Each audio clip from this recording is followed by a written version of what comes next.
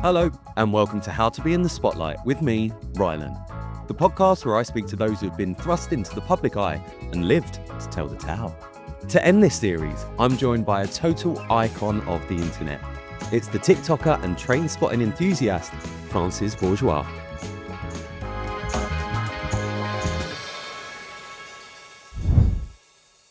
Well, this is fun. Yeah. We could rabbit hole about Epping-Ongar Railway for probably the whole duration We of could the probably do a podcast. whole hour talking about Epping-Ongar Railway. Francis, how are you? I'm very well, thank you. It's so lovely to have you on the pod. Thank I'm you. a massive fan. Every time we're part of the same management company. Yeah. And every time I see you in the office, I have like a fangirl moment. I'm like, oh, he's here.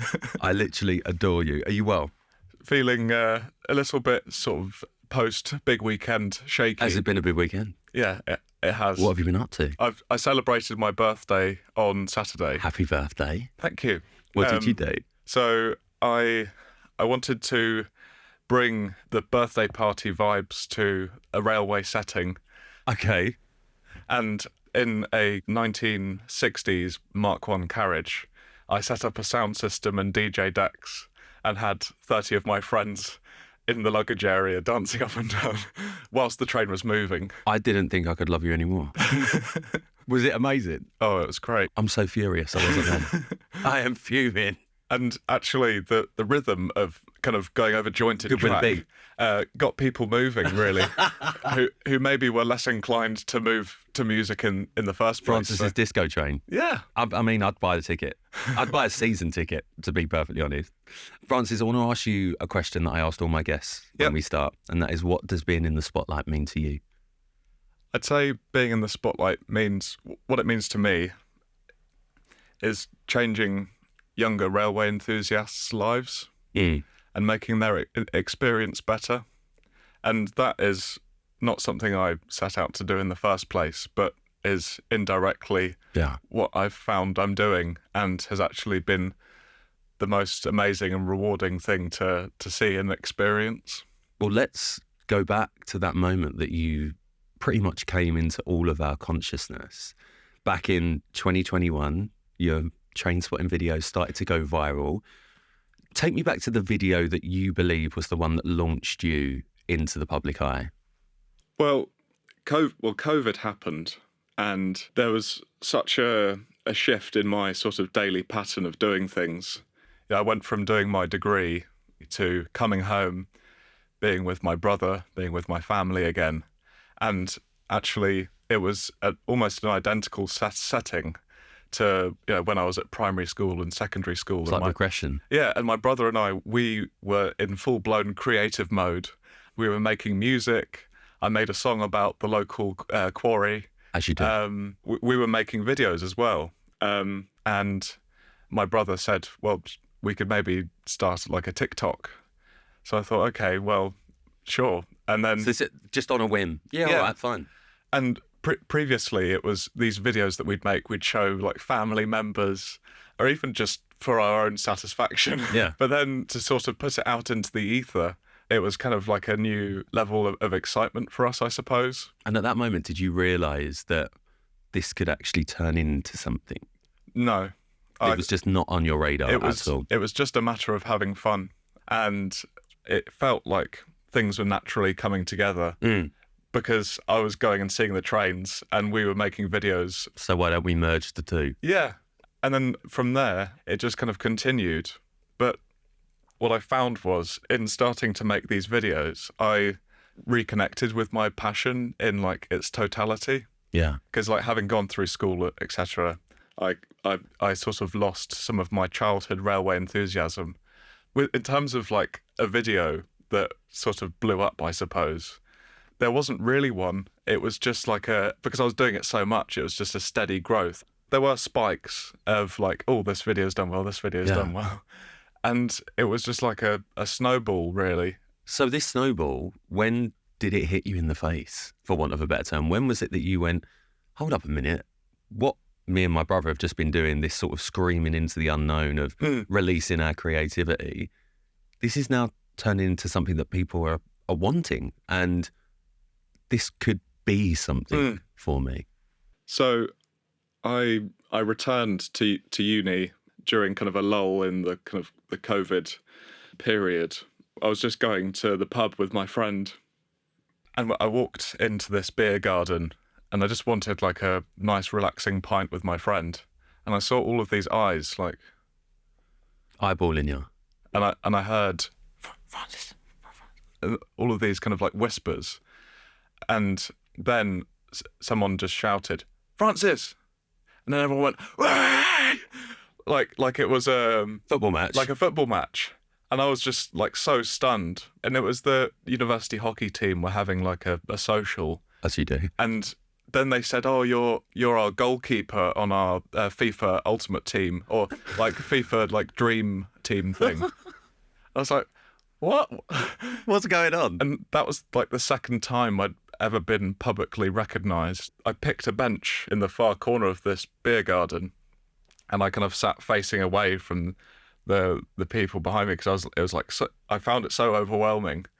But then I recognised that people also were giving me kind of the respect that I think they sensed also, that I was a bit like.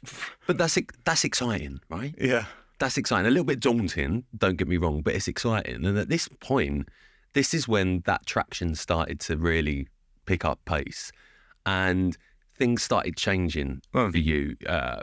Agents, for argument's sake, would get in touch and be like, "Oh, if you got representation and things like that." What were you doing around that time? I know you were obviously at uni, but am I right in saying you were modelling at the time as well? Yeah. So how did that affect that? Well, I didn't mention my videos to my modelling agency at all. They'd kind of got me jobs here and there, but it wasn't really a big part of my life. I had just started my placement at Rolls-Royce as like part of my degree. And what were you studying? Mechanical engineering. Fine, nice place to do it. Yeah. And getting to Rolls-Royce, I kind of felt like there was a kind of a fork in the road in the way. I thought, okay, this is kind of my engineering career. This is where I see it going. After Rolls-Royce and after my degree, I'm going to go into infrastructure engineering. I see this path, but I also saw this completely wacky other avenue. New track has opened up. It was just, so exciting. And it was around that period. So I worked there for 6 months. And in that time, things really, really sort of picked up pace. There was one video that it was a point that I realised it's time for me to hand in my notice. So I'd just come back from seeing my girlfriend in London. I was waiting at Gatwick Airport station, and I saw a test train come through with a Class 73 on. I'd been trying to find this locomotive for ages. It was 73962 Dick Mabbott. I'm fine with that. And I was like, okay. It's here. It's here. I can see it. It went by, and I was like fumbling for my phone, and I kind of exclaimed on the platform, and then people were like, what's going on? Is that gentleman okay?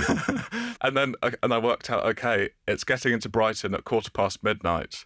And when I was working at Rolls-Royce, I had to get up every morning at 5 o'clock. So I thought, okay, I need to see this. And I decided I'd see it and then drive to the car park at work and fall asleep and then wake up. And I was still in my work clothes. So I went to see it at Brighton, and it was perfect. Was it a moment? Yeah, it was amazing. I was so happy. And then you went and slept in the car park. I went and slept in the car park. I only had about an hour and a half's worth of sleep. And then I came into work, and I thought, okay. And 2 weeks later, I got an offer from the company that owns Dick Mabbott to have a ride on it. And so they offered Tunbridge to Peterborough, which would have gone through my old manor, Willesden Junction, which is where everything started for me. So I thought, yes, this is it. I've got to do this. Yeah, I was just trying to make it work with my work. Yeah. And I thought, you know what, these things are happening, and I feel like this is the direction. I felt like, I saw this path kind of opening up, and I thought, okay, I'm just going to go for it. And that was the moment when you were like, hand the notice in, I'm going to try and make something of this. Yeah. So take me back to you being young, because you said you loved trains, you loved all of that, but evidently as you go through your teenage years, other things come in and you go to school, and we sometimes lose our passions. Yeah. Luckily enough, you found that passion again. It was always there, but just sort of laying dormant for a while. Yeah. So what was it that first attracted you to trains and transportation? It felt like, I remember just thinking everyone else at my school loved trains. I just thought it was normal. And at school, in the playground, there was this Wendy house, and it was right next to the North London line. Stunning. And I'd stand there and see these like new Freightliner 66s going by, and I'm just going to put it out there. Bit dangerous for a primary school to be a Wendy house over a train track. Yeah, it was quite ideal for me during sort of these break times. But I asked my parents, can we go to the train station, just to go there. I used to do that. Yeah, I remember when the Jubilee line opened. Yeah, and I was so excited just to see like the platform edge doors. Yeah, I was like, that's so great, that's so clever. I just remember being on the platform and hearing it.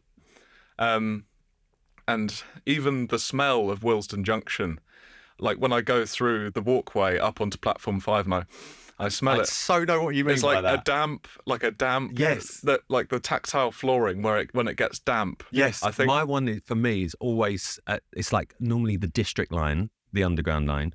The district line is it's almost like a smell of wet tar. Yeah. Do you know what I mean? Yeah. And I'm like, oh, underground, the underground. I totally know exactly what you mean. And it just takes me back, and just all of these like elements of nostalgia.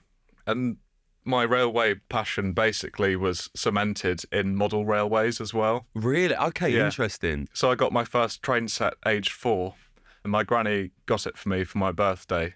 I'd come to my granny's after school every Monday and set it up on her laminate flooring and just watch it go around and around. And around and around. Oh, I love it. We could talk for ages about this. Yeah. We could so talk for ages about this. You obviously made that decision. You left work. This passion has always been there. It's been there since you were born. And you are a serious train spotter. But there were a lot of people, especially in the early days, that would either take the piss out of you and be like geek, or if they were a serious train spotter, thought that you weren't. Yeah. So how did you deal with that when you started getting that little bit of backlash in the beginning? Well, to be honest, I was still trying to find kind of like a bit of familiarity with being on social media and filming and receiving comments. And I suppose the comments, it was part of the feedback loop of what do people like? Because ultimately, like, I really started to enjoy knowing that people were also having a good time watching my videos. But then to see people saying, oh, I saw this guy at a festival and he was completely different. Yeah. Well, of course he was. He was like 20 siders in. We could only see it out of one eye. And it's like all of these like little things were kind of popping up, and people saying, oh, I knew him from school and he was different. I'm seeing these things sort of coming out the woodwork a little bit. And then particularly when there wasn't really any reference to who I was before, more so people just saying, he's not a railway enthusiast. Yeah. He's fake. He's doing this for money. Well, your authenticity was called into question because your birth name is Luke. Yeah. That's your real name. Yeah.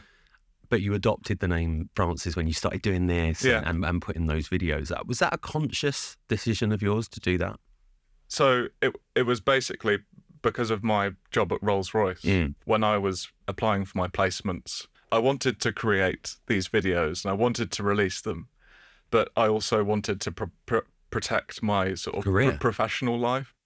But, putting stuff out into the public, I just felt like going for like a pseudonym would have just added a layer of protection that would mean that I could go into a future job and feel confident that people hadn't seen sort of these kind of creative explosions, so to speak. So why Francis Bourgeois?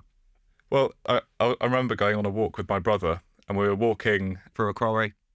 It was in the direction of what the quarry. Fine. And I was thinking, what sort of name could I use? And we'd literally just been to the Hauser and Wirth Gallery in Bruton, and there were some sculptures by Louis Bourgeois. And I had the name in my head, and I thought, well, Louis Bourgeois, and then Francis Bourgeois just kind of came off the back of that, really. And in some respects, I feel like the name reflects a bit of like me in a way, kind of in its quirkiness, and I suppose just a bit kind of unusual in some respects. But I mean, I totally get it. 'Cause my real name's not Rylan. It's Ross. Yeah. So I understand that's the sort of the way that you sort of deal with this now crazy lifestyle. Is that's all right. That's Francis doing that. It's not Luke. Who's Luke? Well, Luke is someone who gets told off by their girlfriend. Someone who's, has like an emotional chat with their mum, who can be sort of, I suppose there's a line, and when someone shouts Francis in the street, I kind of know what's about to happen next. So you put the smile on. Yeah, when it's Luke, I know it's someone close to me. In a way, I don't have to, prepare for what's going to happen next. I don't have to prepare to be Or protect. or shouted at in a beer garden. And I suppose when I look at my videos online and my emotions and my feelings, I'm seeing my younger self, and I'm seeing that kind of creative release and that emotional release as well, as me as a little boy would have had. As little Luke. Yeah. You seem to be getting emotional now, even thinking and saying that. Yeah. It's really lovely to hear you say that. Do you wish more people knew who Luke was? Yeah. Well, I think it's because Luke went through school. Sorry, I shouldn't have had that big weekend before today. Don't be silly. I suppose Luke went through school, and when I started in this new school in year 7, I had my model railway, and it was my kind of comfort that I'd come back to. And with this new school, I basically started started afresh. Like scratch. Yeah. It was the first time that I realised, the first time that I didn't really feel happy in general. Okay. I think because I was lonely at school. I didn't feel Content. No.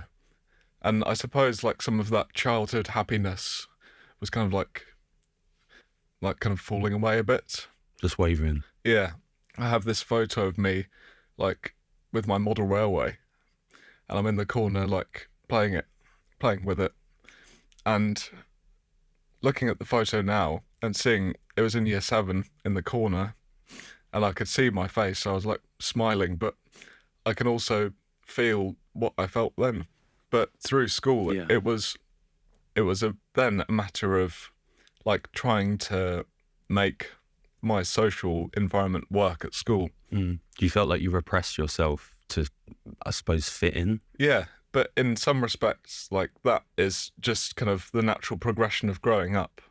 And, going from 11, 12 to 13, 14, 15, there is that kind of maturing of emotions. But, I essentially just was sort of analysing and gauging what people were interested in at school. And, I was into mountain biking, and I've tried to sort of talk about mountain bikes with people who are...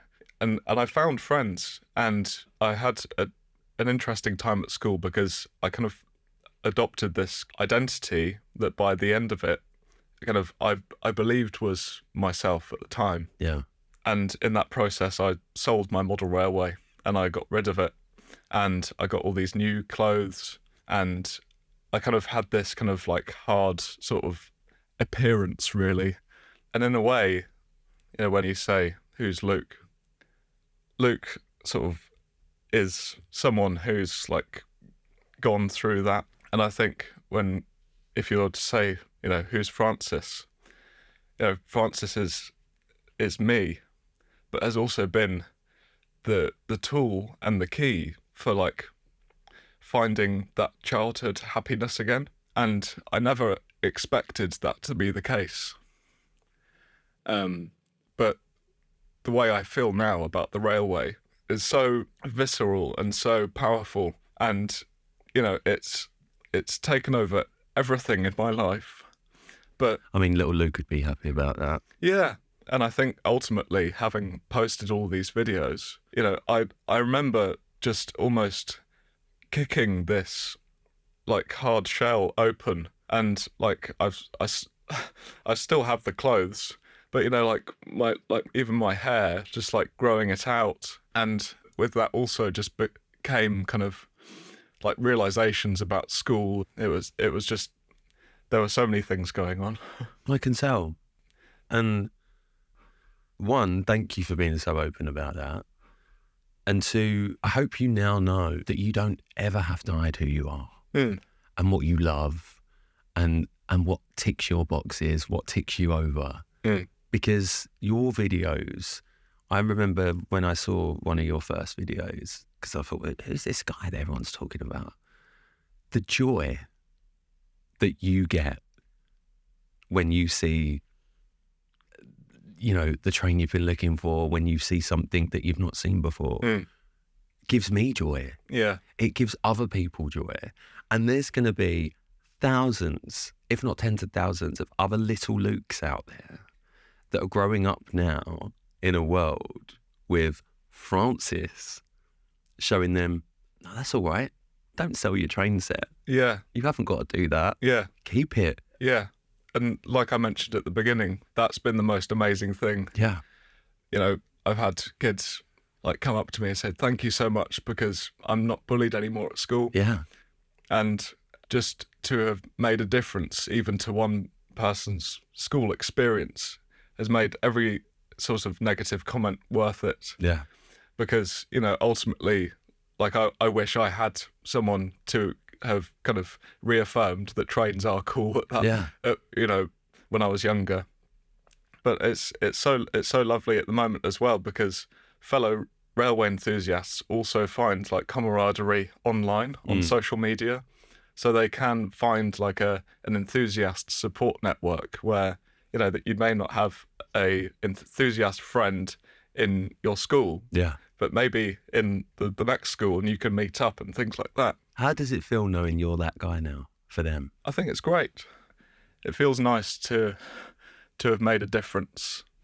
And ultimately now what I want to do is just encourage more people to get into the hobby, because I want to see these vintage like diesel locomotives and steam locomotives to last forever. And that just needs a new generation and new generations to find enthusiasm and find the passion to keep them going too.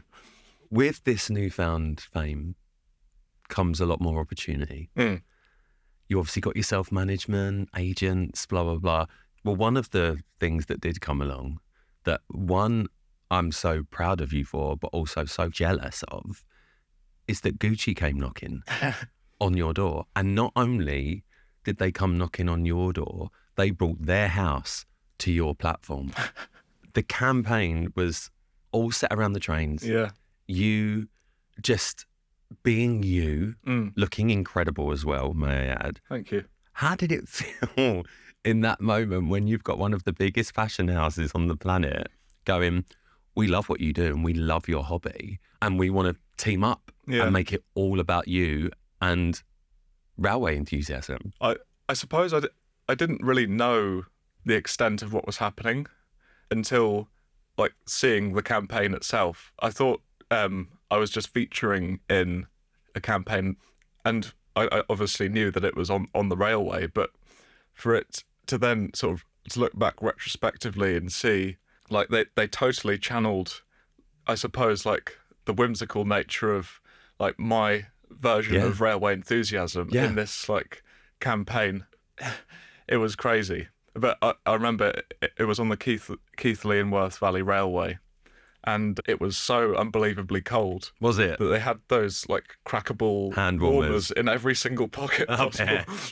But for that to then sort of build a relationship with Gucci afterwards and to go to fashion shows and things like that, it's definitely kind of the exciting side of kind of being famous, I suppose. To be disgusting, how much free shit did you get? From the first campaign, nothing. Nothing. Okay, right. I'm not as jealous. Going on. Then it was a pair of loafers that I accidentally wrecked scooting. Accidentally wrecked? You scuffed them up on purpose, didn't you? And then I've received some very nice gifts since. How do I, do you get an allowance? Can I maybe order the odd shirt or something? Well, I can trade you for a car.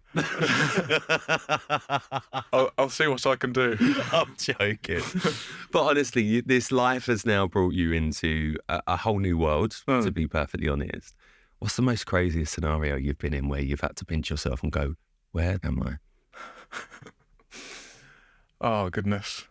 I think the first fashion show, the first Gucci show that I went to, where I was on the front row and I had my GoPro camera on and I was just looking down the line of other front rowers thinking, oh my God. Who is that? And then someone next to me turned around and said, "What's that on your head?" That was a big kind of like, wow. And that was Anna Wintour.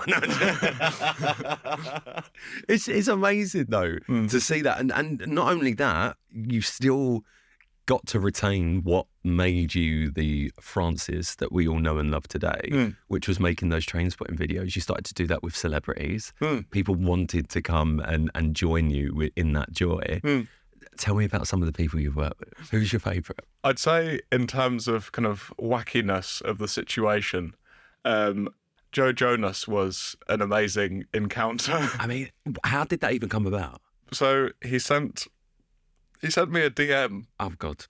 Joe Jonas slipped into your DMs. Right. See, why am I not this lucky? And we were chatting for a bit and I said, well, should we meet up for like a train spotting session or whatever?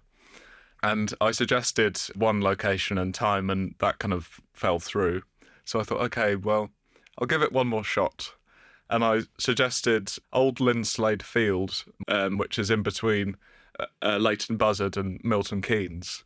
And I said, okay, meet at this car park next to the canal. It sounds like a drug deal. At 11 a.m.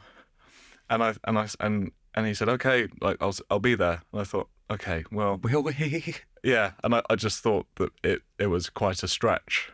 But I was there. You get one of the Jonas brothers to meet you at 7 a.m. just outside Milton Keynes in a car park. It's like dodgy going on here. Yeah. And I was there at 11 a.m, standing there waiting.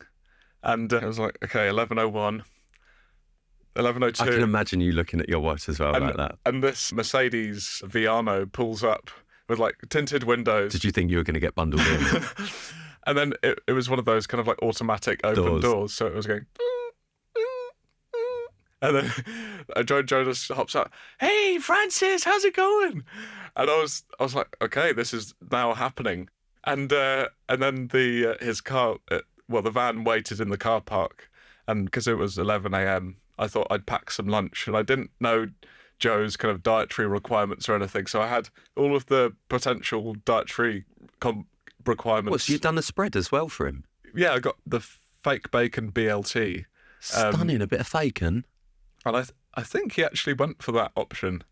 But and then also Percy Pigs. So fine, And I famously vegetarian friendly. Yeah. And then we were train spotting in this field for about 4.5 hours. What was you chatting about? Everything. Just life. Yeah. It was nice because there was always like the next train that's coming. So there was, I suppose, always something to... Yeah, these kind of like tentpole moments. Yeah. He was so kind of like open and willing to engage with what was going on. But it was really cold in the field. And I could see he was getting cold too. So after 4.5 hours, I said bye to him. And then that kind of moment of like total peculiarity finished. And then I was back in Old Linslade Field by myself again. I'm rarely left speechless. But you really fascinate me. Now you're a massive star. Do you have like a film crew, social media team? Like, how does it all work? And how do you go about earning a living from doing that? Yeah, well, I'd say it's sort of in principle, the way I operate now, making videos, is pretty much exactly the same. I love the planning process. I love filming and I love editing. Because especially the editing process, I love kind of this moment happening and then sculpting it into something that I feel everyone can enjoy. Yeah. I love the planning, and I have all of these train tracking websites that I can go on, see what's running, And like I have in my head where all of these different locomotives are at the moment. So I know 56 103s in Chaddesden sidings in Derby. I know 56 098s in Willesden DC rail sidings. So I have in the back of my head where all of these locomotives are. And if I want to plan to see one, so for example, 56094 is currently in Who Junction. Of course it is. So I'm thinking after this, I might go and see it. Just have a little look. And it's like that is an element of the excitement in a way. Because you just don't know. It could happen, it might not. And then if 56103 and 56098 are doing a service to Merehead Quarry, then everything... every card's off the table. So that's kind of the part of the whole sort of process that's still like at the core of it, and I won't ever change that. But in terms of making a living, I do partnerships with brands, and I'll make videos that are somewhat related to the railway or somewhat related to engineering, but with the brand in mind too. So that kind of helps pay the bills and also pay for the trips to like Scotland, for example, because the videos themselves don't make enough money to actually for me to have a living. Of course. So what the partnerships enable are for me to basically carry on train spotting. Are you happy? Yeah, in general, I'm happy. And I think there's like a lot to process and a lot to go through. But at the core of it, I'm happy. And the most important component of that is my girlfriend and my family, who are just so supportive and will just kind of help me through any situation. Obviously, your family's always been there, but it's. Am I right in saying your girlfriend has been there since the beginning of all of this? This is a long-term relationship you've been in. I met her before university, and actually when I was in this kind of like phase of conformity. Yeah. So she signed up then. Yeah. And it's been a wild journey for both of us. How did she deal with that sort of transition from Luke to Francis? Well, she understood that at the beginning, when we got together, that I was a railway enthusiast. I loved trains. Does she love trains? Not really as much. Get rid of her. Get rid of her. I'm joking. But she helped me film my videos. But yeah, I mean, it was an interesting transition, I suppose, through COVID. Yeah. And we at one point we didn't see each other for like 5.5 months. Yeah. I love the fact that you and Amy lived together. And the estate agent was quite shocked when you pretty much went, yeah, we'll take this one.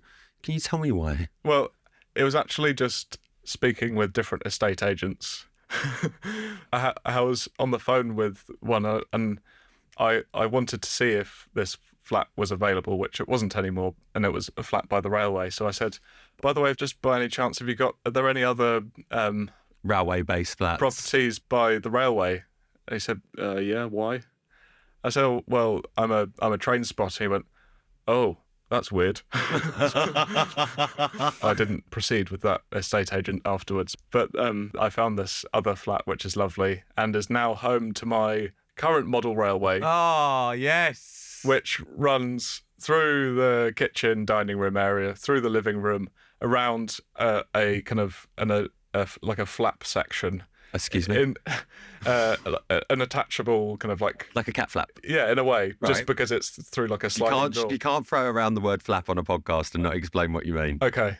And then around into the bedroom. So it's on this big loop that I can... This sounds, to me, I'm like obsessed with this. Yeah. I'd want that. Yeah. What does Amy think about a train running around her house?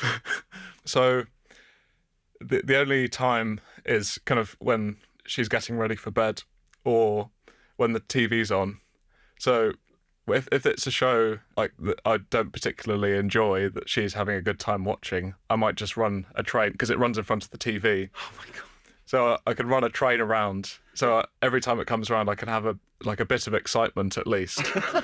But we've kind of reached compromises with things. So when we go to this model shop in Ford, which is outside Arundel, called Gauge Masters, they have this amazing section of kind of like park details and things like that. So like trees and stuff. So we've got a pond ready to go on the layout with little benches and little geese. So that's where you're bringing Amy in. You're like, right, you can get some geese. Yeah.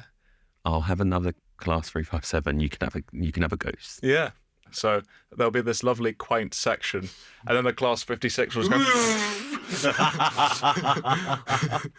I want to ask you one more question before I let you go. Yeah. And it's the exact same question that I asked you at the beginning. What does being in the spotlight mean to you? I suppose finding my truest self in a way. Yeah. We got Luke back. Francis, thank you so much. Thank you for coming on. And I can't wait to get on a train with you soon. Make sure you don't lose him again. Yeah. Promise? Yeah. It's a deal. Thanks, Rylan.